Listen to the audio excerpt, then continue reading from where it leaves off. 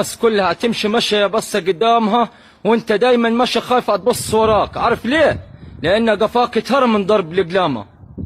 الحياة في الإنسان يعني من أهم الأمور، خاصة في اول ما شفتك قلت دي سيكة، لان وشك وش سيكة، يعني وشك مصفر كده، عيبانه بتوع السيكة.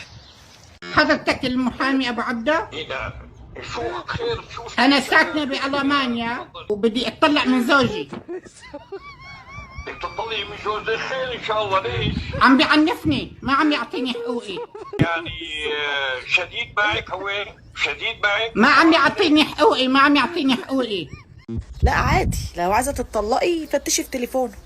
انت عايزه تتطلقي وتروحي تقعدي عند امك ويقولوا لك يا متطلقه خارجه رايحه فين، يا متطلقه لابسه كده ليه، يا متطلقه مالكيش شقه ايجار عندنا، يا متطلقه مالكيش جواز تاني، يا متطلقه شوفي كان فيكي ايه ومعيوبه ليه. ما عم يعطيك؟ لا عم بعنفني. بعرف، بس شو الموضوع اللي بدنا نبحثه؟ ما عم بيقوم بواجباته اتجاهي. يوم الخميس ما عم بيقوم باتجاهاته، واجباته اتجاهاتي يوم الخميس. يعني هل هو عنده امراض؟ هل هو عنده امراض؟ لا مثل الديش، ما في شيء، ما فيه البلاء.